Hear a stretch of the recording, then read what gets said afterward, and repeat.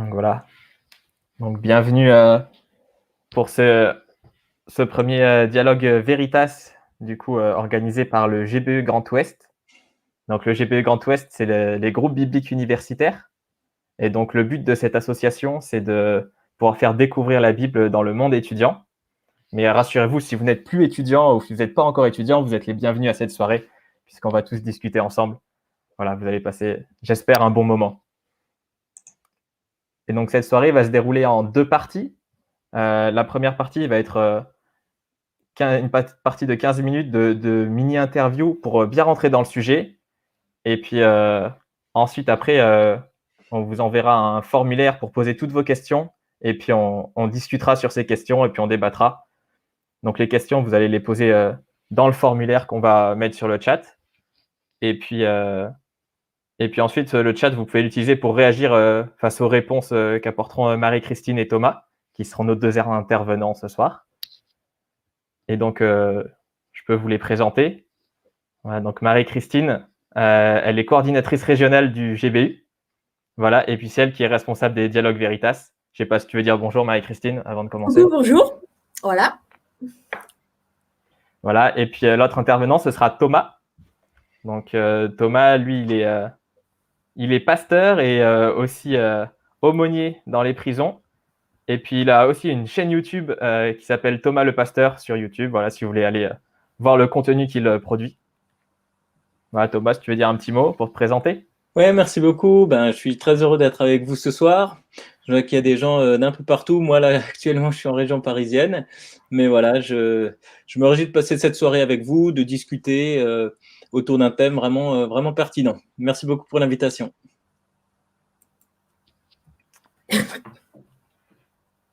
Ouais. Ok, et ben donc le thème de ce soir, c'est a-t-on encore besoin de Dieu à l'heure de la science? Et voilà, en effet, avec la science qui avance, on explique de plus en plus de phénomènes naturels, on comprend de mieux en mieux notre monde. Voilà, et du coup, Thomas, la première question que j'aimerais te poser, c'est est-ce qu'on a encore besoin de l'hypothèse de Dieu aujourd'hui? Merci pour cette question. Effectivement, c'est assez intéressant ce que tu racontes parce que on raconte l'histoire que Laplace, il a présenté donc au général Bonaparte la première édition de son exposition du système du monde. Et puis donc le général lui aurait dit Newton a parlé de Dieu dans son livre, j'ai parcouru le vôtre et je n'y ai trouvé pas et je n'ai trouvé ce nom pas une seule fois. À quoi Laplace aurait répondu citoyen premier consul, je n'ai pas eu besoin de cette hypothèse. En fait, sous la question que tu poses, est-ce que voilà, les avancées scientifiques suppriment l'existence de Dieu? Il y a un peu cette idée que avant, lorsque les gens ne savaient pas grand-chose, ils croyaient en Dieu parce qu'il fallait bien trouver des explications, mais que maintenant que nous sommes éclairés, que la science avance, nous n'avons plus besoin de Dieu. On peut même s'en débarrasser. Mais je dirais qu'il y a en fait deux erreurs à ce raisonnement. La première est une erreur de logique et la deuxième, c'est en fait une méconnaissance du fondement de la foi. Alors, peut-être d'abord l'erreur de logique. Eh bien, ce n'est pas parce qu'on a l'explication d'un système que l'auteur du système n'existe pas. Par exemple, ce n'est pas parce que je peux expliquer le fonctionnement d'une voiture que M. Ford ou que M. Renault n'ont jamais existé. Ce n'est pas parce que l'on peut expliquer un système que le créateur de ce système n'existe pas. On pourrait même dire au contraire. Et là, j'aimerais vous citer Lydia Yeager, scientifique et théologienne, docteur en philosophie de l'université La Sorbonne à Paris, spécialiste du sujet du rapport justement entre la science et la foi. Et elle dit ceci, la nature ne chante pas seulement la gloire de Dieu en ce qu'elle a d'inexplicable, elle le fait aussi et peut-être même surtout en ce qui peut être expliqué, car la possibilité même de la science rend témoignage au Créateur qui a instauré un ordre naturel compréhensible par l'homme. Donc voilà la première erreur, ce serait de dire que parce qu'on a l'explication de l'univers, alors Dieu n'existe pas. C'est une erreur de logique. La deuxième erreur, c'est en fait méconnaître le fondement de la foi. La foi ne repose pas sur une absence d'information. Elle ne repose pas sur des creux, mais sur des bosses. Elle repose sur des faits. Un passage de la Bible qui se trouve dans le livre des Actes, eh bien, les apôtres disent, vous avez fait mourir le maître de la vie, mais Dieu l'a ramené d'entre les morts, et nous en sommes témoins. En fait, toute la foi chrétienne repose sur des faits, la mort et la résurrection de Jésus-Christ, elle ne repose pas sur une absence d'information qui serait comblée par Dieu lui-même. Donc, ce n'est pas finalement l'avancée de la science qu'il faut mettre en avant pour enlever l'hypothèse de Dieu. Voilà ce que je veux dire par rapport à ta question. Ok, donc on peut encore faire l'hypothèse de Dieu, ça paraît scientifique, mais ouais, on est d'accord que la science n'explique pas tout, mais est-ce que la science et la foi, ça serait pas en opposition finalement? Et du coup, cette question, j'aimerais la poser à Marie-Christine. Voilà, si tu veux pouvoir y répondre. Ok, volontiers. Je vais par contre passer un petit PowerPoint. Je ne sais pas, Thomas, si tu peux le mettre. Bien sûr, oui. Voilà, puis peut-être, voilà. Alors, attendez. Voilà. Ok. Bien. Alors, du coup, effectivement, cette question, la science et la foi en opposition, elle a fait couler beaucoup, beaucoup d'encre. Elle a fait beaucoup débattre depuis des siècles, si je puis dire. Et facilement, on va nous parler de l'affaire Galilée. Alors, je vais vous proposer de faire un petit saut en arrière dans les siècles, dans l'histoire de la science moderne, et de voir un peu les origines quand même. Et les origines de la science moderne, on est à Copernic, Tycho Brahe, Galilée, Kepler. Et je voulais justement vous citer, entre autres, Kepler. Alors, c'est Richard Feynman, prix Nobel de physique, qui parle de lui et qui dit au niveau de sa démarche scientifique, qui dit en parlant de Kepler, il pensa que ce serait peut-être une bonne idée d'observer très très soigneusement et de noter exactement où les planètes se situaient dans le ciel et qu'alors les théories rivales pourraient être distinguées l'une de l'autre. C'est là la clé de la science moderne. Cette idée d'observer la chose, d'en enregistrer les détails et d'espérer que l'information ainsi recueillie suggérera une interprétation théorique. Donc on voit là un petit peu cette idée de la science d'observer, de faire des hypothèses et de confronter à la réalité. Et ça n'a pas été toujours le cas. Mais pourquoi est-ce que Kepler en fait se met, Kepler c'est lui qui a regardé un petit peu les trajectoires en fait des planètes, qui a trouvé que c'était un ellipse avec le Soleil comme l'un des deux foyers, mais pourquoi est-ce qu'il s'est mis à rechercher cela de façon si intense? En fait, c'est que la structure mathématique de l'univers, pour lui, ne s'expliquait pas toute seule. Elle renvoyait à un créateur qui avait instauré des lois avec un ordre intelligible pour que l'homme puisse, entre autres, le trouver. Et en fait, il est pas. C'est assez intéressant de voir, quand on regarde les origines de la science, il y a des personnes comme Alfred Whitehead et aussi Joseph Needham qui ont cherché un petit peu de se dire, mais pourquoi est-ce que la science moderne s'est développée en Europe de l'Ouest et pas en Asie, par exemple? Voilà, comment cette conviction elle est arrivée. Et ils en arrivent à l'idée que c'est à cause de l'insistance médiévale sur le rationalisme de Dieu. C'est parce qu'en fait, ces chercheurs-là s'attendaient à ce que justement il y ait des lois et du coup, que c'était rationnel et que du coup, ils se mettaient à chercher ces lois. Et en fait, voilà, pourquoi cela? Parce que justement, il y a des lois. Et il y a donc un prix Nobel, Melville Cavan, qui a dit « Mais il semble que cette vision monothéiste soit le fondement historique de la science moderne. » Et si je le dis un peu plus simplement, c'est l'auteur C.S. Lewis, des Chroniques de Narnia, mais qui a dit aussi « Pourquoi des hommes sont-ils devenus des scientifiques ?» Parce qu'ils s'attendaient à trouver des lois dans la nature, et ils s'attendaient à trouver des lois dans la nature car ils croyaient en un législateur. Alors c'est finalement leur foi en un Dieu créateur qui a fait qu'ils se disent, mais s'il y a un Dieu qui a créé, il a créé avec un ordre, il a créé avec des lois, et bien du coup on peut chercher ces lois. On n'est pas dans le hasard, on n'est pas dans le chaos, on peut chercher ses lois. Et ça a été, si je puis dire, un peu le départ de la science moderne. Donc, loin d'être un frein à la science moderne, je dirais que finalement, la foi de ces gens-là, elle a été le moteur de leur recherche scientifique. Alors là, je viens de parler de Kepler, je viens de parler aussi même de quelqu'un comme Galilée. Je veux dire, on a beaucoup parlé de l'affaire Galilée, mais les différents protagonistes n'étaient pas athées. C'est qu'ils avaient en fait différentes visions du monde, mais ils n'étaient pas athées. Alors vous allez me dire, mais les scientifiques, bon là c'est un petit peu des scientifiques du passé, mais est-ce qu'on a encore des scientifiques aujourd'hui, avec toutes les avancées de la science, est-ce qu'on a encore des scientifiques aujourd'hui qui sont croyants ?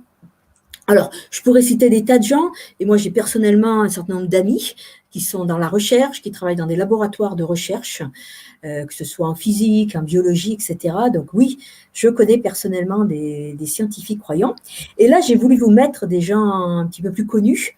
J'ai mis entre autres quelqu'un, William Phillips, qui a été prix Nobel de physique en 1997 et qui en fait défend sa foi.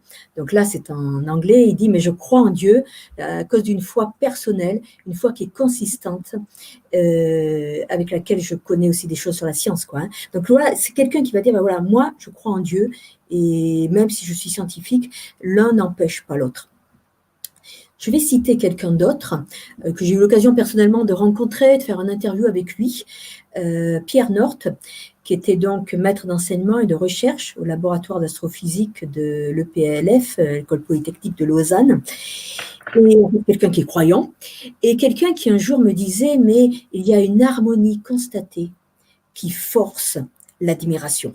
Voilà, c'est-à-dire que finalement, non seulement il était croyant, mais en plus de ça, il constate dans ses recherches d'astrophysicien qu'il y a énormément d'harmonie. Et ça, il dit, mais ça force mon admiration. Donc là, il sort, si je puis dire, un petit peu même du juste côté scientifique pour dire, mais je suis dans l'émerveillement. Et en fait, qu'est-ce qui est dans l'émerveillement? Qu'est-ce qui le pousse à cela? C'est là qu'on peut regarder un petit peu d'autres scientifiques qui ne sont pas forcément croyants, mais qui ont fait des recherches. Voilà, je vais citer un croyant, mais il y en a d'autres. Hugh Ross qui dit, mais si on se met à regarder le premier paramètre de l'univers qui était mesuré, un paramètre, c'est la vitesse d'expansion qu'ils ont regardé. Si l'univers s'étendait trop rapidement, la matière se disperserait avec une telle facilité que nulle part elle ne pourrait donner des granulosités suffisantes pour générer des galaxies. Donc s'il n'y a pas de galaxies, il n'y aura pas d'étoiles, il n'y aura pas de planètes, il n'y aura pas de Terre et nous on ne va pas vivre. Inversement, si l'expansion de l'univers était trop lente, la matière se condenserait sous la forme d'un amas super dense avant que tout système solaire ait eu le temps de se former.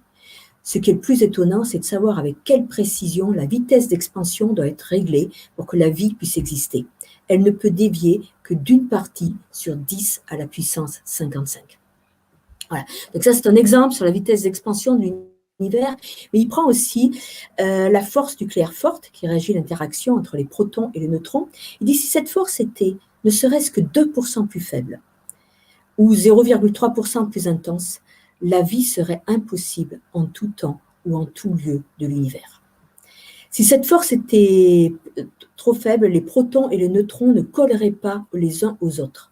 Dans ce cas de figure, un seul élément, l'hydrogène, existerait dans l'univers.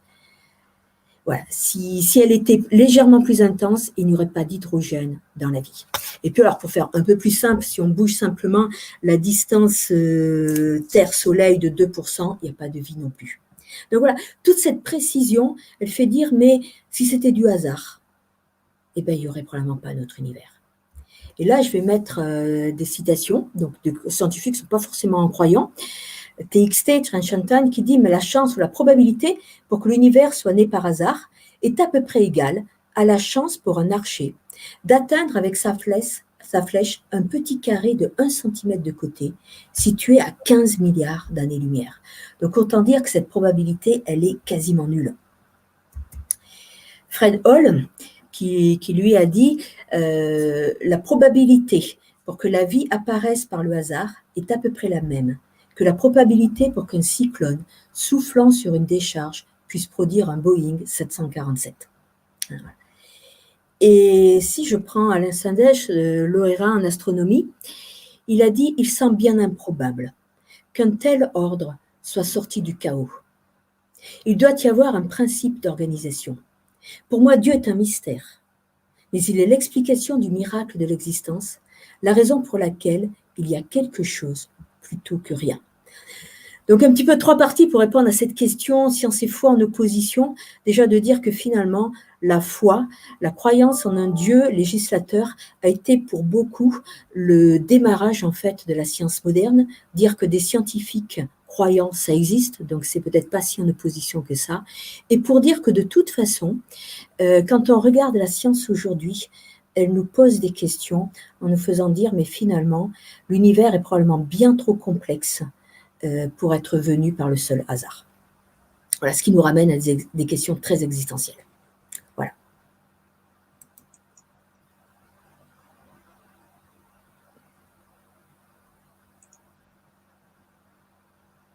Je crois que tu as ton micro muté, Nathan. Merci beaucoup. Voilà, ça devrait être mieux. Voilà, on voulait vous passer un lien pour poser les questions, mais dans le chat YouTube, apparemment, ça passe pas. Donc, du coup, si vous avez des questions, n'hésitez pas à les poser dans le chat, parce que sinon, on ne pourra pas les voir. Voilà. Mais donc voilà, donc encore 2 petites questions pour vous, Thomas et Marie-Christine. Parce que voilà, on nous a présenté les origines de la science. Mais Thomas, est-ce que la science, elle peut tout expliquer ? Alors la science est le moyen le plus sûr à ma connaissance pour obtenir des informations sur le monde matériel. Et c'est d'ailleurs pour cela qu'en ce moment, le gouvernement fait appel à un conseil scientifique pour essayer de gérer cette crise. Mais cela n'empêche pas que la science ait des limites. On pourrait déjà mentionner que l'histoire de la science est parsemée d'erreurs. Hein. Parfois, la science a dû se corriger car elle se basait sur des conclusions erronées, par exemple l'idée d'un univers stable. Mais cela, c'est tout à fait normal. Hein. Et d'ailleurs, c'est très louable de reconnaître ces erreurs. La science est aussi limitée parce qu'elle ne sait pas tout, ou alors en tout cas, elle ne sait pas encore tout. Par exemple, à l'heure actuelle, la science moderne ne sait pas si notre univers a eu un commencement ou pas, puisqu'on n'arrive pas aujourd'hui à réconcilier la théorie de la relativité générale avec la physique quantique. On ne peut pas savoir ce qui se passe en dessous de ce qu'on appelle le mur de Planck, c'est-à-dire 10 puissance moins 43 secondes, par rapport au début de l'origine supposée selon les équations d'Einstein. Donc, elle ne sait pas encore tout, ça c'est clair, mais il y a des choses qu'elle ne saura jamais. Il y a des questions auxquelles elle ne pourra jamais répondre. Mais c'est pas grave, je veux dire, ça n'empêche pas que ça reste un moyen extraordinaire pour connaître beaucoup de choses sur le monde matériel. Par exemple, elle pourra pas répondre à la question « Pourquoi le monde est-il ordonné ?» En fait, la science constate que le monde est ordonné, mais on voit difficilement comment elle pourrait expliquer ce fait. Ou alors, peut-être la question « Pourquoi l'homme peut-il comprendre l'ordre de la nature ?» Aucune science ne serait possible si l'homme ne pouvait pas comprendre la nature. Mais on ne peut pas attendre de la science qu'elle nous explique la condition de sa propre possibilité. Et y a des choses encore qui sont assez intéressantes pour montrer simplement les limites de la science. Hein. Ce n'est pas du tout pour dégrader cette matière que j'aime énormément, mais c'est simplement pour, en toute humilité, reconnaître qu'elle a des limites. Et j'aime beaucoup cet exemple. En 1931, il y a Kurt Gödel qui présente donc les 2 théorèmes d'incomplétude. En gros, cela signifie que dans une théorie suffisante pour y démontrer la base de l'arithmétique, eh bien, on trouvera toujours des énoncés qui ne sont ni démontrables, ni réfutables. On ne pourra ni montrer qu'ils sont vrais, ni montrer qu'ils sont faux. Donc, c'est assez intéressant de montrer que même dans les mathématiques, donc, qui est donc une des sciences les plus théoriques, on a montré qu'on ne pourra pas finalement tout montrer. Donc, c'est quand même assez intéressant. Donc voilà, je pense que non, la science ne répond pas à tout, elle a des limites en son sein, elle a des limites internes. D'accord, ouais. Donc, tu nous as présenté quelques limites. Marie-Christine, je crois que tu voulais aussi nous présenter d'autres limites. Oui, alors effectivement, je vais remettre du coup le diaporama. Okay. Voilà. Donc effectivement, voir un petit peu d'autres limites de la science. Alors du coup, ça m'amène à revenir sur le principe même de la science, qui est de chercher une cause naturelle à des phénomènes naturels. Autrement dit, c'est-à-dire que j'ai un phénomène naturel qui est là dans la boîte, forcément la cause, elle est là dans la boîte. Tout ce qui est dans la boîte va trouver sa cause dans la boîte. Il n'y a aucune intervention extérieure. Donc ça, c'est le principe de la science. J'allais dire, OK, mais du coup, ça va amener avec soi des limites. Ça va amener avec soi la limite de l'observable, la limite aussi du déductible par la théorie. Mais si je reviens aux origines, on n'était pas là au début de l'univers. Donc, du coup, on pouvait guère observer. Et en plus de ça, on n'est pas dans un phénomène qui est reproductible. Beaucoup de phénomènes, beaucoup d'expériences scientifiques, on va les reproduire pour voir si on obtient les mêmes résultats. Mais là, au niveau du début de l'univers, on ne va pas pouvoir le reproduire. Donc, on voit qu'on est limite au niveau, j'allais dire, du champ d'expertise de la science. Et je vais vous citer quelqu'un qui s'appelle Lydia Jaeger, qui est à la fois physicienne et à la fois théologienne. Et donc, sa double expertise est intéressante. Et elle dit la foi en Dieu va certes s'opposer aux attentes exagérées à l'égard de la science. Cette dernière n'épuise pas le réel et ne doit pas succomber à la tentation de se considérer comme seule voie de connaissance. Donc on est loin d'être contre la science, on n'est pas du tout en opposition, mais c'est de dire la science a son champ d'expertise. Et en fait, elle n'est pas là. Il y a des domaines où en fait, il y aura besoin d'autres matières, si je puis dire, que la science. Voilà. Et justement, ces domaines, bon, je remets là cette citation avant de passer au domaine, mais justement Einstein, et tout à l'heure Thomas l'a cité, il dit, mais ce que le monde a et aura toujours d'inconcevable, c'est qu'il soit concevable. Donc déjà ce côté de se dire, mais pourquoi est-ce qu'on arrive à pouvoir trouver toutes ces lois? Voilà. Et là, justement, dans ces pourquoi, on va arriver à une question du philosophe Leibniz, une question qui est super connue parce qu'en fait, elle est dite tellement simplement et elle est tellement profonde. Pourquoi y a-t-il quelque chose plutôt que rien? Eh bien, en fait, là, justement, on va sortir du champ d'expertise, finalement, de la science.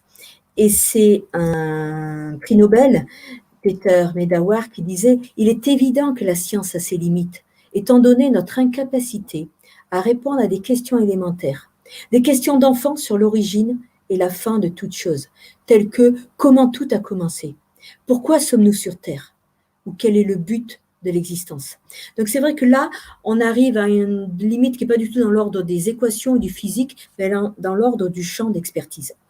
Et je vais vous citer une illustration, et c'est d'ailleurs un prof de mathématiques à l'université d'Oxford qui l'avait donné. Il disait, allez, c'était tout simple, c'était l'histoire d'un gâteau, le gâteau de Tante Mathilde. Tante Mathilde, elle fait un gâteau. Et en fait, il y a tout un groupe de personnes qui se réunissent et qui disent, mais pourquoi est-ce que Tante Mathilde, elle a fait ce gâteau? Les nutritionnistes, ils vont dire, mais voilà, il y a tant de calories, etc., si vous mangez tant de grammes de gâteau. Les biochimistes, ils vont nous informer sur la structure des protéines et des graisses, n'oublions pas. Les chimistes, ils vont nous donner tous les éléments contenus dans le gâteau. Les physiciens, ils seront plutôt sur les particules fondamentales. Les mathématiciens, peut-être sur les comportements, les équations, les comportements de ces particules. Mais en fait, aucun d'eux n'a répondu à la question « Pourquoi est-ce que Tante Mathilde, elle a fait le gâteau ?» Elle l'a simplement fait parce qu'elle aimait ses enfants et qu'elle a fait le gâteau que ses enfants préféraient. Voilà. Donc du coup, on voit là les limites de la science et comme dit Lydia Jaeger, en fait, voilà, notre problème, et ce n'est pas le problème de la science, c'est souvent notre problème à nous d'avoir des attentes trop grandes par rapport à la science, d'attendre que la science nous dise ce qui est en fait plus de son domaine. Et j'aurais envie de finir avec une parole qui est extraite de la Bible, parce qu'effectivement, moi, ce pourquoi, à titre personnel, moi-même, j'ai fait des études d'ingénieur, des études scientifiques, et en fait, le pourquoi de la vie reste. Et finalement, la réponse à mes questions, je l'ai trouvée finalement en comprenant que notre univers, il a été créé par Dieu, par un Dieu créateur, moi-même aussi. Et pour moi, le fait de croire ça ne va pas du tout à l'encontre de mon raisonnement. Au contraire, pour moi, c'est même plus rationnel de croire en l'existence d'un créateur que pas. Mais en tout cas, c'est pas la science qui va m'amener à pleinement croire. Il va rester un pas de foi. Et c'est là que je vais citer dans cette parole de la Bible, c'est par la foi que nous comprenons que le monde a été formé par la parole de Dieu, de sorte que ce qu'on voit ne provient pas de ce qui est visible. C'est-à-dire que je peux avoir des tas de raisons, comme je vous ai dit un petit peu tout à l'heure, tous ces scientifiques qui nous disent mais la probabilité pour que l'univers se fait tout seul, elle est presque nulle. Donc ça veut dire que il doit y avoir quelque chose. Ils ne peuvent pas le dire parce qu'ils sortent du domaine de la science. Mais du coup, pour faire un pas de plus, ce sera dans le domaine de la foi et pas dans le domaine de la science.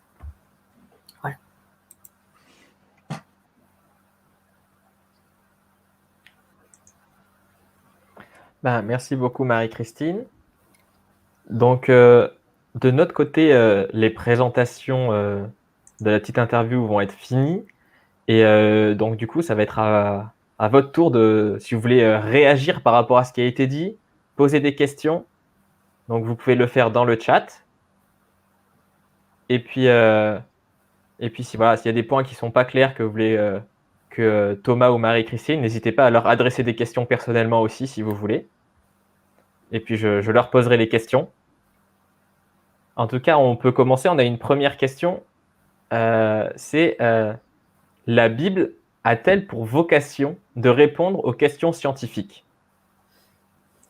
Donc, j'aimerais vous la poser. Et du coup, si oui, peut-elle répondre aux questions scientifiques? Dire un tout petit quelque chose. Déjà, de ne pas se méprendre que la Bible n'est pas un livre scientifique. C'est d'abord un livre, si je puis dire, de foi. Avec son premier but, c'est finalement de montrer qui est Dieu, qu'est-ce qu'on peut attendre et de lui et qu'est-ce qu'il attend de nous. Et en fait, d'ailleurs, le début, la première phrase de la Bible, elle commence par « Au commencement, Dieu créa le ciel et la terre ». C'est-à-dire qu'on n'est pas dans la démonstration. Voilà, je vais vous démontrer que c'est bien Dieu qui a créé le ciel et la terre. Et c'est pas un livre de démonstration, comme on dit, c'est un livre de révélation. C'est un livre où Dieu va se montrer. Voilà. Donc déjà, je pense que c'est important de ne pas confondre les buts. C'était Galilée qui disait la Bible nous a pas été donnée pour montrer comment va le ciel, mais comment on va au ciel. Donc il fait un jeu de mots, mais c'est une question d'objectif. Ceci dit, quand la Bible a prédit des choses, il est important de voir sa fiabilité. Voilà. Mais là aussi, il est important aussi de bien comprendre la Bible, et là aussi, toute la question de la bonne interprétation de la Bible. Je ne sais pas si Thomas, tu voulais rajouter quelque chose?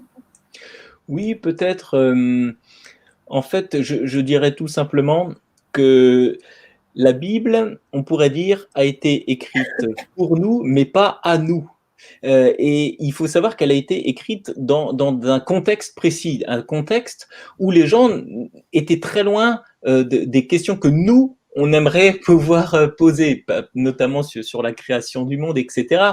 Et donc, il faut pas essayer de trouver dans le texte des éléments qui n'étaient pas du tout, qui ne concernaient pas du tout les premiers lecteurs de la Bible. Donc, ce qui est intéressant, et c'est un travail vraiment très sérieux, assez complexe aussi, mais tellement passionnant, de savoir comment finalement les premiers lecteurs de ces textes ont reçu la Bible et à quelles questions elle répondait. Parce que souvent, on projette nos questions, nos attentes sur un texte qui n'a pas été écrit à nous, mais qui a été écrit quand même pour nous, puisqu'on peut en retirer beaucoup de choses. Voilà, c'était juste pour compléter, dans le travail justement d'interprétation de la Bible, ne calquons pas nos schémas, nos questions sur une époque qui avait toute autre préoccupation que la nôtre. Et cela est un travail, je le reconnais, qui n'est pas facile.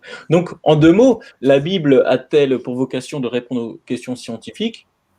Je dirais non, ce n'est pas sa vocation.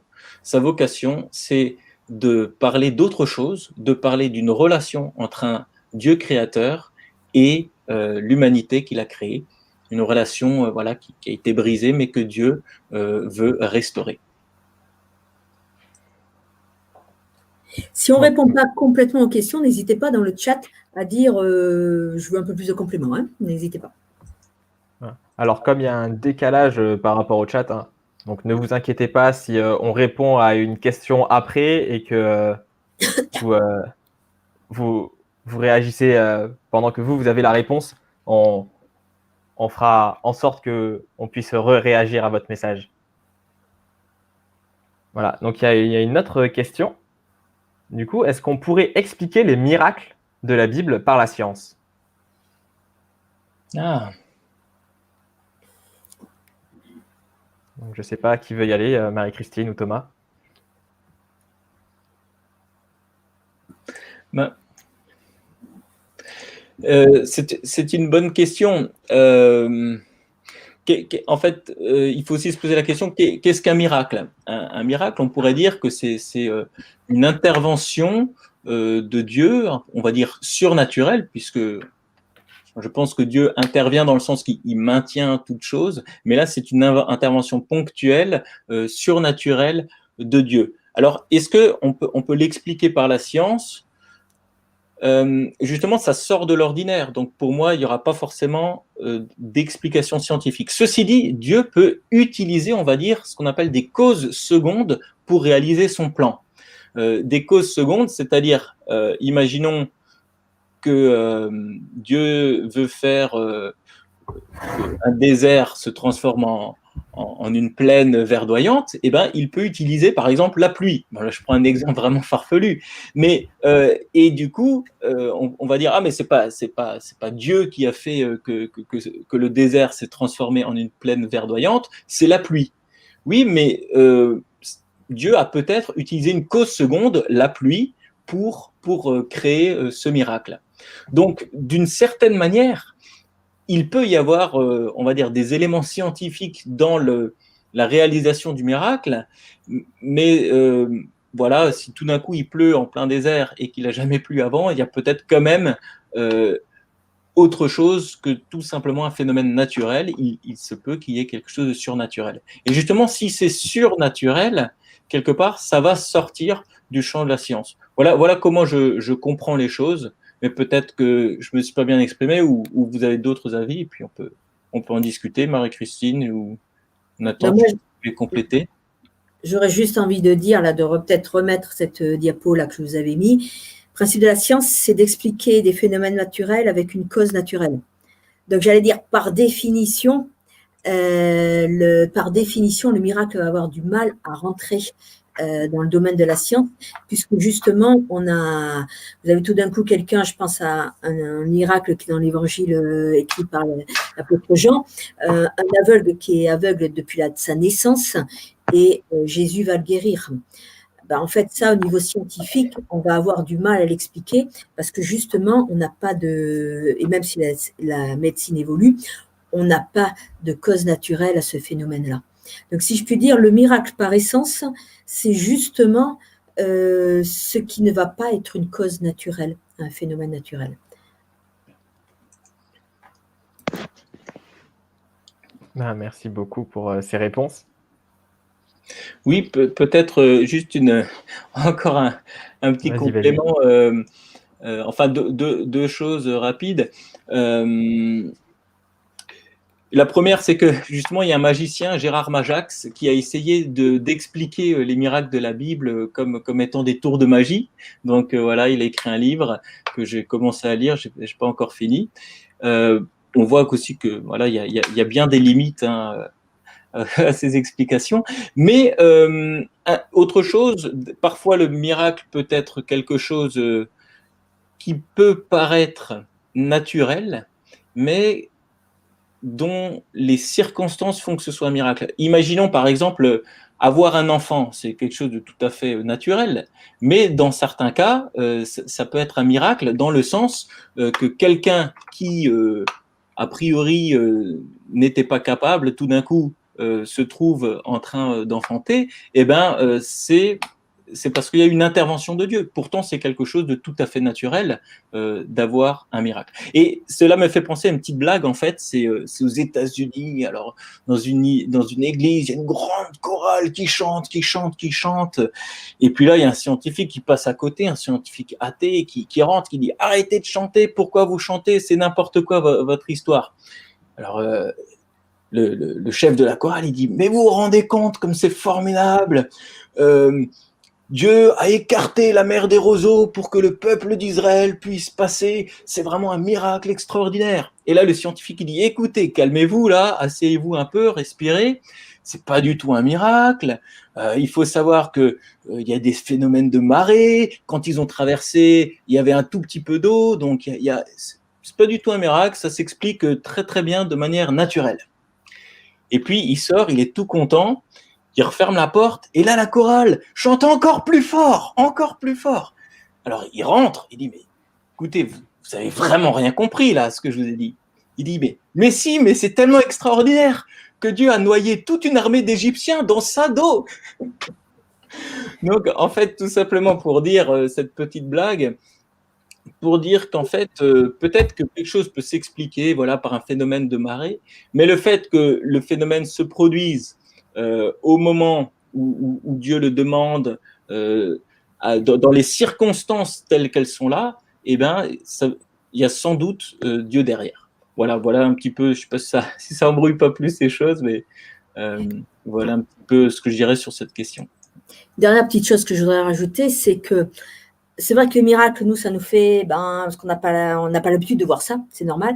Mais en fait, si je réfléchis bien, si je crois en un Dieu qui est capable de créer tout l'univers à partir de rien, est-ce que finalement, de guérir un aveugle-né, de guérir un lépreux, d'ouvrir une mer, est-ce que c'est si difficile que ça par rapport à la création de l'univers? Vous voyez, je veux dire, il y a une logique, si je puis dire, et si je crois que vraiment il y a un créateur, c'est-à-dire qu'il a tout créé, y compris les lois qui vont régir les phénomènes, eh ben, c'est lui qui peut arriver à intervenir dans ces lois, que nous, on ne peut que observer ces lois. Nous, on les observe, lui, en fait, il peut intervenir dans ces lois. C'est là aussi où ça peut expliquer les choses. Ouais. Merci beaucoup. Donc, pour l'instant, on n'a pas d'autres questions, donc n'hésitez pas à en poser si vous avez. Il n'y a aucune question qui est bête, hein, même si on y a déjà répondu. Voilà, c'est quand même dense, donc vous avez le droit de demander à ce qu'on réexplique des choses aussi. Hein. Alors, juste aussi, j'ai vu qu'il y avait une petite question juste sur un verset, juste à la personne qui a posé ça, la phrase, on n'a cité qu'une phrase de la Bible, la phrase que j'ai citée, elle est, alors pour ceux qui ont l'habitude un peu de manier la Bible, elle est dans la lettre aux Hébreux au chapitre 11, dans le début du chapitre 11. Donc voilà, la personne qui a posé la question pourra trouver, les autres aussi d'ailleurs si vous voulez. Voilà. Je vois qu'il y a une question là qui est arrivée. Comment Jésus se positionne-t-il par rapport à la science de son temps? 2 versets nous sont proposés. Comment devrait-on se positionner? Alors, je regarde les 2 versets. Hein. Le premier, c'est Luc 12, 57.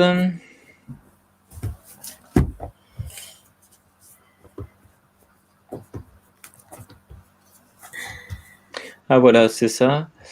Je peux peut-être lire le texte, comme ça tout le monde l'a en tête. Alors, Jésus, en observant donc dans un discours, dit aussi aux foules, quand vous voyez une nuée se lever de l'Occident, aussitôt vous dites une ondée vient, et cela arrive ainsi. Et quand vous voyez souffler le vent du midi, vous dites il fera chaud, et cela arrive. Hypocrite, vous savez discerner les apparences de la terre et du ciel, et comment ne discernez-vous pas ce temps-ci? Et pourquoi aussi ne jugez-vous pas par vous-même ce qui est juste? Voilà, ça c'était le premier passage. Et le deuxième, c'est pareil en fait, c'est la référence parallèle. D'accord, ok. Ben, effectivement, on voit là comment Jésus se positionne-t-il par rapport à la science, entre guillemets, de son époque. C'est vrai que je pense que les guillemets sont appropriés. On a quand même fait de la science depuis un moment, même bien avant Jésus-Christ. Et donc, comment il se positionne? Il comprend qu'il y a des lois dans la nature, des lois de cause à effet. Et moi, c'est comme s'il approuvait en fait cette démarche scientifique d'observation de cause à effet. Et moi, je pense que voilà, nous pouvons également apprécier cette science parce que c'est quelque part un cadeau que nous fait Dieu, l'intelligence de pouvoir comprendre la nature, y discerner des lois de cause à effet. C'est vraiment quelque chose de formidable, de très enthousiasmant aussi, hein, de magnifique. On peut consacrer sa vie à chercher, à faire des découvertes, à se lancer dans la recherche. C'est vraiment quelque chose de passionnant, tout en reconnaissant aussi les limites de la science, comme les limites d'autres domaines aussi. C'est pas pour dénigrer, mais c'est simplement pour rendre compte des choses. La science n'explique pas tout, elle a un champ d'observation qui est limité, mais au sein de ce champ d'observation, elle est extrêmement puissante. Et cela est pour moi quelque chose qui fait partie des cadeaux de Dieu pour l'humanité. Merci beaucoup. Est-ce que Marie-Christine, tu veux compléter quelque chose? Non, pas particulièrement. Je dirais qu'il n'y a pas beaucoup de paroles que Jésus va dire en tout cas, il ne remet pas en question la science. Alors, très intéressant parce qu'en tant que créateur, il savait tellement plus de choses. Mais finalement, il va laisser finalement l'humanité avancer. Voilà. Mais non, je dirais rien de particulier en plus. Par contre, il y avait une question juste avant. Oui, je peux te la lire si tu veux. Voilà. Donc, comment la société aurait-elle réagi si Jésus avait opéré ces miracles à l'heure d'aujourd'hui? Donc, on ne sait pas comment. Donc, la société d'aujourd'hui, je suppose. Donc, oui. On ne sait pas comment la société aurait réagi. Mais en tout cas, quelque chose qui me vient à la tête en voyant cette question, c'est là aussi une parole de la Bible qui dit, c'est l'apôtre Paul qui l'écrit et qui dit « La foi vient de ce que l'on entend et ce que l'on entend vient de la parole de Christ ». Et ce qui est très intéressant, c'est qu'il ne dit pas « La foi vient de ce que l'on voit ». Et que nous, très souvent, en tout cas aujourd'hui, on est beaucoup dans le je crois pas si je vois pas, montre-moi des preuves, etc., je veux voir. Et les gens de l'époque de Jésus ont vu des miracles, certains ont cru, d'autres n'ont pas cru. Donc on voit que le côté de voir un miracle ou de voir quelque chose d'extraordinaire ne suffit pas.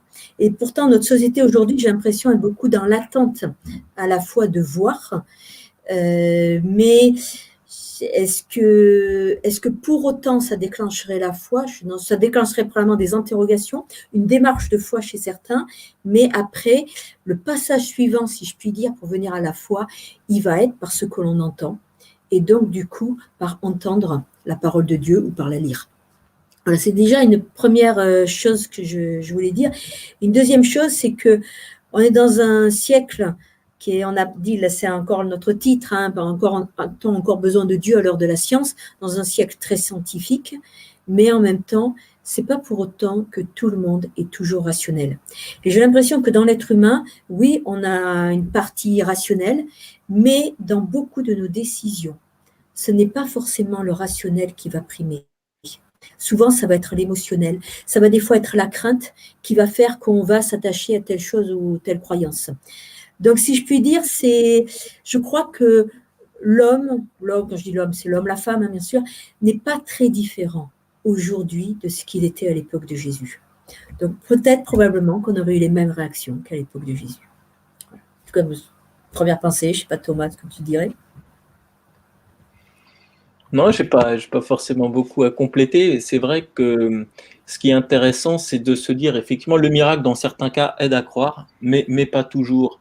Et on le voit même dans la Bible, par rapport même j'ai parlé de la traversée de la mer Rouge. C'est peut-être parce que j'ai regardé il n'y a pas longtemps le film Gods and Kings, et qui raconte l'histoire de Moïse. Et du coup, en fait, c'est assez intéressant de voir que même ce peuple-là, après avoir vu de grands miracles, ça ne les a pas empêchés de laisser tomber leur confiance en Dieu, en fait, et de se tourner même vers d'autres dieux. Donc, le miracle, oui, mais le miracle ne fait pas tout. Bien sûr, c'est que ça peut être quand même un immense coup de pouce, mais ça ne fait pas tout. D'ailleurs, c'est aussi une parole, Éric Emmanuel Schmitt, l'auteur franco-belge qui a écrit Nuit de feu, où il raconte en fait sa traversée du désert, et en fait il est parti athée et puis il est revenu croyant, et c'est un livre assez intéressant à lire, et en fait il parle donc d'une expérience mystique qu'il a vécue dans le désert, et il dit que justement face au miracle, il était libre, soit de croire, ou soit quelque part de le nier, de trouver une autre interprétation. Et donc, c'est ça qui est assez intéressant aussi. Le miracle ne fait pas tout, quoi.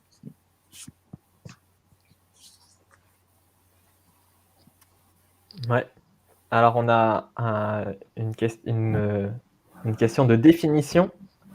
Parce que du coup, vous avez posé une définition de la science tout à l'heure. Est-ce que vous avez aussi une définition de Dieu? Ouais, bah, je veux... Alors, je veux bien tenter le coup, quoique c'est une des questions les plus difficiles. Vous connaissez peut-être cette blague, hein, c'est justement un professeur de philosophie qui dit, bon, écoutez, question, définissez-moi Dieu et donnez-moi-en 2 exemples. Bon, ça fait rire que les théologiens, cette blague, puisque Dieu, s'il est tout-puissant, il est sans doute unique. Justement, une définition de Dieu, ce serait peut-être alors l'être indépendant et nécessaire. C'est-à-dire indépendant, son existence ne dépend que de lui. On pourrait dire il est la cause première, il n'est pas causé par autre chose que lui. Et donc, on peut même peut-être déduire de cela qu'il est éternel, il n'a pas de commencement. Donc, il est lui-même incausé, il est indépendant. Et de lui, tout ce qui existe, quelque part, a une cause sauf lui. Donc, on pourrait dire quelque part, il est avant toute chose, il est même la source de toute chose. Donc ça c'est une définition assez philosophique, mais lorsque on regarde la révélation de Dieu, on découvre beaucoup de choses sur Dieu. Dieu est juste, Dieu est tout différent de l'être humain, Dieu est parfait, Dieu sait tout, Dieu est partout, et la Bible va dire que Dieu est bon. Donc l'élan intérieur, c'est la générosité. Et la Bible va encore plus loin. Elle va dire Dieu est amour. Sa nature, c'est l'amour, c'est le don de soi, c'est la générosité, c'est vouloir le bien de l'autre. Et cela, donc, c'est la Bible qui le dit. Et cela s'est traduit par des actes très forts, dont l'acte le plus grand, ben, c'est sa venue sur terre, le fait qu'il se soit offert en sacrifice pour payer en fait pour toutes les fautes de l'humanité, et qu'il soit ressuscité. Donc ce ne sont pas que des attributs en l'air, ce sont des choses qui se sont concrétisées en actes et qui nous concernent chacun d'entre nous. Donc voilà une définition, mais aussi des attributs que l'on pourrait dire, donc des qualités que l'on pourrait reconnaître à Dieu.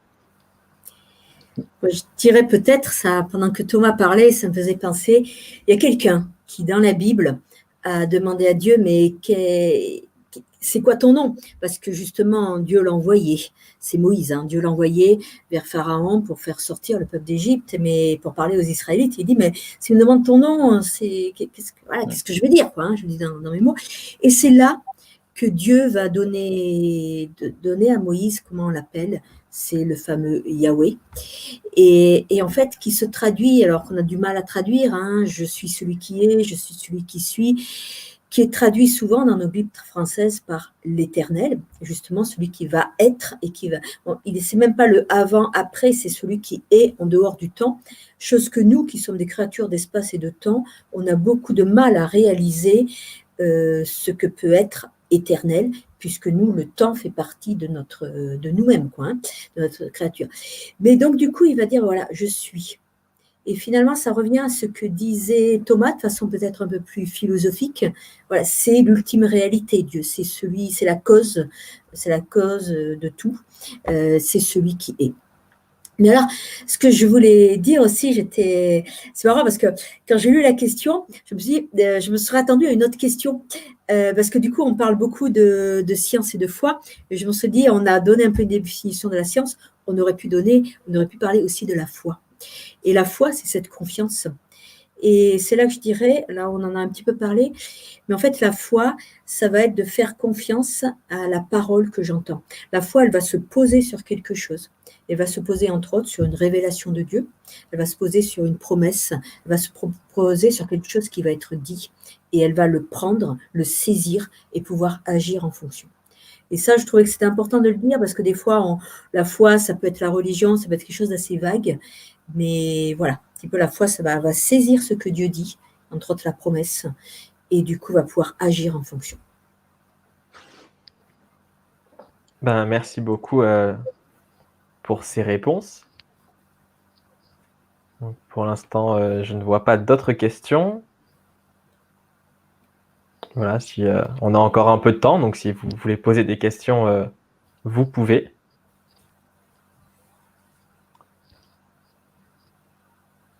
Sinon, moi, j'aurais une question, parce que du coup, vous avez expliqué que effectivement, la Bible n'avait pas pour vocation de répondre aux questions scientifiques, mais à l'heure actuelle, là, il y a des problèmes qui viennent avec l'éthique. Et est-ce que finalement, l'éthique rassemble pas un peu la science et la foi, puisque ça met en jeu les convictions? Du coup, comment est-ce qu'on pourrait concilier cela en tant que, voilà, soit que croyant et scientifique, soit en tant que simplement croyant ou simplement scientifique? C'est une bonne question parce que justement, c'était quelque chose qu'on aurait pu dire, on n'avait pas beaucoup de temps tout à l'heure dans les interviews, mais quand justement on parlait des limites, des autres limites de la science, justement, on voit dans notre société tout ce besoin d'éthique, parce que justement la science avance, mais du coup entre le savoir-faire et le faire juste, c'est là que c'est pas la même chose. Et la science va proposer des techniques, elle va proposer des choses, mais après va se poser la question, mais est-ce qu'en tant qu'humanité on va le faire ou pas? Est-ce bien ou pas? Est-ce juste ou pas? Et c'est là que je dirais que la Bible, donc Dieu, a son rôle à jouer, parce que la Bible va nous donner une éthique. Alors on pense aussi à l'éthique des 10 commandements qu'on connaît bien, mais aussi finalement, si je devais résumer peut-être l'éthique de Jésus-Christ, finalement il y a l'éthique, on est dans la vie humaine, hein, si je puis dire, donc ça va être de le côté d'aimer son prochain comme soi-même. Et ça va impliquer beaucoup de choses. On est en train de traverser une période de pandémie et finalement, beaucoup de questions se sont posées entre l'économie et la santé, entre mes libertés privées et puis finalement la responsabilité que si je sors et que par exemple je suis atteinte de coronavirus, de Covid, je peux infecter l'autre. Vous voyez, donc du côté, c'est ce côté de ma liberté et de l'amour de l'autre. Si je veux aimer l'autre, je vais essayer de ne pas lui faire du mal. Voilà. Et ça peut jouer beaucoup. Beaucoup de questions d'éthique vont être liées à la vie et donc à la valeur que je vais donner à la vie humaine. Si pour moi la vie humaine, c'est juste des molécules, je peux faire beaucoup de choses avec la vie humaine. Si la vie humaine, elle est, comme je le lis dans la Bible, l'homme, la femme créée à l'image de Dieu, alors il y a une valeur de la vie humaine qui est énorme, et à ce moment-là, je ne fais pas ce que je veux. Vous voyez, donc je pense que beaucoup de notre éthique, on parle beaucoup d'euthanasie aussi aujourd'hui, beaucoup de notre éthique va être liée à la valeur qu'on va donner à la vie humaine, c'est-à-dire qu'est-ce que l'homme? Et je crois que cette question, la Bible y répond aussi.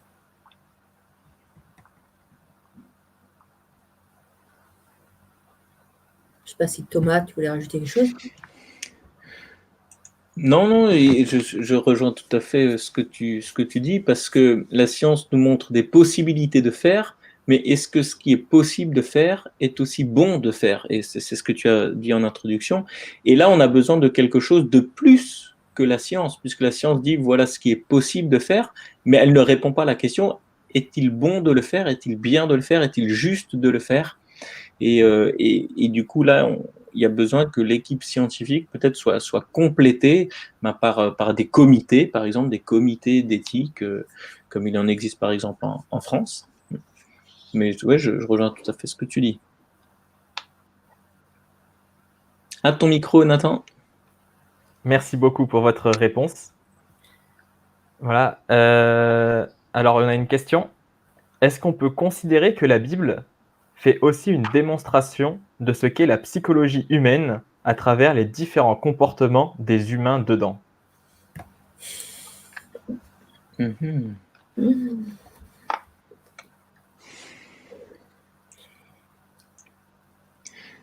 Il est clair que la Bible, effectivement, met en scène beaucoup de relations humaines, beaucoup d'histoires aussi familiales, où on voit que, quelque part, les choix faits dans une génération peuvent avoir des influences sur la génération d'après, le fait que certains parents n'aient pas mis de stop à leurs enfants, que ça engendrait, etc. des choses. Donc, effectivement, il y a beaucoup de principes de relations humaines, de psychologie qui sont décrites. La Bible nous parle aussi beaucoup d'états d'âme différents, de personnes qui passent par la déprime, de personnes qui passent par le deuil, par beaucoup de choses, effectivement, beaucoup de thèmes que brasse aussi la psychologie humaine. Maintenant, comme on l'a dit, la Bible n'est pas un traité de psychologie. La Bible met en scène des réalités humaines, mais sans forcément expliquer de manière très claire les systèmes qui les lient entre elles. C'est pour ça que voilà, je dis que c'est plutôt, comme un peu le dit la question, la Bible présente des situations, des exemples, mais ne tire pas forcément toutes les conclusions psychologiques que fait la psychologie moderne. Mais c'est intéressant et de se pencher justement sur des cas familiales. C'est vraiment des cas d'études et surtout quand on lit l'histoire des patriarches, on se dit oh là là, quelle famille ils avaient. C'est vraiment des frères qui se trahissent. Enfin voilà, des choses qui sont vraiment assez complexes, mais qu'on retrouve quelque part dans notre nature humaine et parfois même dans notre propre cœur. Ouais. Oui, je dirais que la Bible, simplement, il y a une grosse part de récit, en fait, dans la Bible. Donc, qui dit récit, dit des êtres humains qui vont être en action, en parole. Et forcément, quand on prend le temps d'analyser, parce que nous, quand on lit les récits, on a tout le recul. Quand on prend le temps d'analyser, forcément, on voit les réactions, on voit ce qui sort du cœur humain, en tout cas. Et du coup, effectivement, on peut faire une analyse un peu psychologique de ce qui se passe, des motivations, en fait, des gens. On peut voir comment leur motivation, leur choix va les amener dans des choix et dans des conséquences. Je repensais, pendant que Thomas parlait, à un épisode, un récit où on a un roi d'Israël, qu'on appelle le roi David, qui va en fait venir au secours d'une ville. Et puis après, il est là dans cette ville, et lui-même, notre roi il n'était pas encore roi David à l'époque, mais le roi d'Israël va venir le chercher. Et là, la ville va être prête à le livrer. À le livrer alors que lui, il était venu pour les aider. Et c'est là que je me dis, mais quelle déception. Et là, je ne peux pas m'empêcher de me dire, mais le cœur humain, il peut être très décevant. Il ne l'est pas toujours, heureusement. Hein. Mais je veux dire, voilà, c'est en analysant beaucoup les récits que des fois, on peut voir un petit peu, tout simplement, le cœur humain. Mais comme tout à l'heure, on l'a dit, et comme Thomas le disait, la Bible n'est pas un traité de physique, ce n'est pas un traité d'astrophysique, ce n'est pas non plus un traité de psychologie. Voilà. Et du coup, est-ce qu'à partir de cela, ce serait possible alors d'établir un profil psychologique de Dieu? C'est quoi un profil psychologique de Dieu? Ah. En tout cas, je dirais tout à l'heure, Thomas nous a rappelé les attributs de Dieu. Et finalement, ce que je sais de Dieu, le fait qu'il soit, par exemple, amour, qu'il est désintéressé, je veux dire, voilà, ce que je sais de ses attributs, va faire que déjà, ça peut peut-être me donner un certain profil psychologique, parce que le fait d'ailleurs, là, dans le profil psychologique, on peut dire, voilà, est-ce que la personne est désintéressée ou pas, est-ce qu'elle est généreuse ou pas, est-ce qu'elle est bien dans sa peau ou pas, etc. Et là, on voit déjà les attributs de Dieu, et puis je dirais, on voit la personne de Jésus-Christ, qui quand même était Dieu fait homme, et il a vécu sur terre, et là, on le voit dans ses réactions, et je pense justement, c'est là qui me montre qu'il était bien dans sa peau. Juste avant de mourir, il passe le repas de la Pâque, avec ses disciples, donc avec les hommes qui sont avec lui depuis un certain temps. Et en fait, il y avait la coutume de laver les pieds. Et d'habitude, c'était les esclaves qui faisaient ça, parce que c'était évidemment pas le plus gratifiant des jobs. Et en fait, personne ne le fait. Et du coup, Jésus va le faire. C'était pas à lui à le faire, on est bien d'accord, mais il va le faire. Et c'est là que l'apôtre Pierre se met à réagir. Et Jésus lui dit, mais vous dites que je suis le maître et vous faites bien, mais je fais cela et faites pareil. C'est-à-dire qu'en fait, il était suffisamment bien dans sa peau et bien dans son identité, il était suffisamment clair dans son identité pour pouvoir faire une tâche qui normalement ne incombait à un esclave. Et nous, des fois, parce que justement, on n'est pas très sûr de nous, etc., on va essayer de se justifier. Il y a beaucoup de choses qu'on fait parce qu'on n'est pas toujours très sûr de nous. Et c'est là qu'on voit cette assurance que Jésus a, parce qu'il sait d'où il vient, il sait où il va, il connaît son identité. Et je le dis parce qu'on parle de profil psychologique de Dieu, mais on a déjà le profil psychologique de Jésus quand on lit un peu les évangiles. Merci beaucoup. Alors, il y a une autre question qui change un peu de thème. Du coup, est-ce pour forcer l'homme à voir sa limite que Dieu nous met des épreuves nous met face à des épreuves dans la vie? Du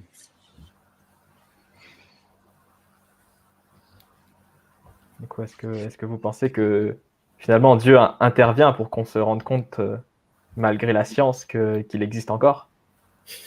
Ou grâce à la science qu'il existe encore? Alors, je pense effectivement que les limites, que les épreuves nous montrent nos limites, et notamment la terrible épreuve que nous sommes en train de traverser avec cette crise sanitaire, montre en bien des domaines les limites de notre société, même de notre technologie, nous qui pensions tout maîtriser avec nos assurances, nos plannings, notre savoir, on se rend compte qu'on peut vite être terrassé. Donc les épreuves montrent nos limites. Mais est-ce pour cela que les épreuves sont là? Je dirais que c'est pas forcément la seule raison d'avoir des limites. Même si elle les révèle, c'est peut-être pas le message le plus profond en fait que l'on peut en retirer. Et je dirais que c'est assez difficile de l'extérieur de pouvoir dire finalement quelle est la leçon apprise dans l'épreuve. Parce que c'est une question très personnelle. Et moi, je me garderais bien de dire à quelqu'un « Ah, tu passes par cette épreuve pour que tu apprennes ceci ou cela ». Je n'en sais rien. Qui suis-je pour dire ça? C'est vrai que les épreuves révèlent nos limites, révèlent parfois l'état de notre cœur, révèlent peut-être aussi des excès qu'on a fait dans notre vie et puis on en paye les conséquences. Mais parfois, on a l'impression même que l'épreuve est gratuite quelque part, qu'elle arrive dessus alors qu'on n'a rien fait pour la mériter. Et d'ailleurs, la Bible présente cette situation à plusieurs reprises. Et il n'y a pas forcément toujours une relation de cause à effet entre des actes et des épreuves qui nous tombent dessus. Ça, la Bible ne nous l'apprend clairement. Il n'y a pas forcément de relation de cause à effet. Parfois, c'est le cas, mais parfois, c'est très mystérieux. Donc, je dirais plutôt que c'est au sortir de l'épreuve qu'on pourra dire « Ah, durant cette épreuve, j'ai appris cela ». Et encore, même le fait de dire « Durant cette épreuve, j'ai appris cela », n'explique même pas forcément la raison de cette épreuve. Ça explique simplement ce qu'on en a retiré, mais c'est peut-être pour une raison qui nous échappe totalement que cette épreuve a eu lieu. Donc voilà moi ce que je dirais en toute humilité. C'est sûr que les épreuves révèlent nos limites, mais est-ce pour cela que ça arrive est-ce la raison qui fait que l'épreuve arrive? Ça, je n'oserais pas m'avancer dessus. Oui, parce que moi, ce qui me frappe dans la question, c'est, je l'ai là sous les yeux, hein, est-ce pour forcer l'homme à voir sa limite que Dieu nous met face à toutes ces épreuves dans la vie? Je dirais, déjà, il y a l'interprétation que c'est Dieu qui va envoyer l'épreuve. Et je dirais, c'est pas simple de discerner pourquoi est-ce que telle chose arrive. Parce que souvent, dans beaucoup de souffrances qu'on a, il y a une partie qui est humaine. On se fait souffrir les uns les autres, hein, je veux dire quand même de ça. Après, il y a une autre partie, quand la maladie arrive, quand il y a une catastrophe, un tremblement de terre, etc., c'est un peu plus compliqué à trouver les raisons. Mais de se dire, là aussi, comment est-ce que j'interprète cela? Est-ce que je considère que c'est Dieu qui m'envoie ça? Et à ce moment-là, j'ai l'impression que Dieu est contre moi. Et alors c'est intéressant, c'est que je suis un peu en ce moment en train de lire dans la Bible le livre de Job, et il a vraiment l'impression que c'est Dieu qui s'acharne sur lui. Et en fait, il n'a pas l'envers du décor. Nous, on l'a, parce que le livre nous le donne, mais au moment où il vit ça, il n'a pas l'envers du décor. Et je dirais que quand nous, on vit nos épreuves, on n'a pas l'envers du décor. Et c'est là que des fois, on est dans nos suppositions. Alors, c'est vrai que Dieu est tout-puissant, il pourrait empêcher certaines choses d'arriver. Mais en même temps, en créant l'être humain, il le crée libre et responsable, hein, ça va ensemble. Mais du coup, s'il nous crée libre, ça veut dire qu'en fait, on est libre de faire des bons choix et de faire des mauvais choix. Et dans mes mauvais choix, ça peut impacter de la souffrance pour d'autres. Donc, si je peux dire, la question, elle est très, très complexe si on ne veut pas dénaturer non plus cette liberté que Dieu donne à l'être humain. Mais pour rejoindre aussi ce que disait Thomas, je pense qu'on est là avec des tas de pourquoi. Et je pense à une dame que j'ai connue qui avait perdu un de ses fils, qui avait 18 ou 19 ans, d'une crise cardiaque. Et alors elle disait, mais quand je vais dans la rue et que je vois tous ces jeunes qui s'amusent, etc., et je se dis, mais pourquoi chez nous c'est différent? Et puis après, au bout d'un moment, elle a dit, mais Seigneur, mon Dieu, toi, moi je ne sais pas pourquoi, mais toi tu sais pourquoi. Quelque part, elle a lâché prise sur ce pourquoi. Et je pense que des fois, on est comme ça en tant qu'être humain, surtout occidentaux, on aime bien tout rationaliser. Il y a des pourquoi qu'on va connaître, il y en a d'autres qu'on ne connaîtra pas ici sur Terre. Mais ce qui est le plus important pour nous dans ces moments d'épreuve, c'est de se dire comment est-ce que je vais en sortir. Est-ce que je vais en sortir avec plus de compassion pour les autres, parce que moi-même j'aurais souffert certaines choses? Est-ce que je vais en sortir avec plus d'humilité? Moi, un mot qui m'a frappée pendant le dernier confinement, quand on était au début de la pandémie, c'est dans les interviews télévisées qu'on avait, même des représentants de l'État ou des médecins, c'était le mot humilité ou humble qui revenait. En fait, malgré toute la science qu'on a aujourd'hui, on est obligé de reconnaître qu'on savait peu de choses face à ce virus. Donc, quelque part, des fois, on va en sortir plus humble. Et puis, face à Dieu, est-ce que dans ce moment difficile, je décide d'essayer de me rapprocher de Dieu, de voir s'il peut m'aider, ou est-ce qu'au contraire, il y a une certaine colère en disant « il aurait pu éviter cela ». Est-ce que je vais me rapprocher de lui ou est-ce que je vais m'éloigner de lui? Merci beaucoup pour ces réponses. Voilà. Je ne vois pas de questions supplémentaires. Après, ça fait une bonne heure qu'on est en train de discuter tous ensemble. Voilà, donc c'est le dernier moment pour pouvoir mettre vos questions. Si vous voulez qu'on regarde une dernière question, si vous avez une dernière question sur le bout de la langue à poser. Voilà, et puis sinon, on va vous dire au revoir. Au revoir, merci beaucoup pour votre question. Au revoir à tous, merci beaucoup pour votre participation. Et voilà, on vous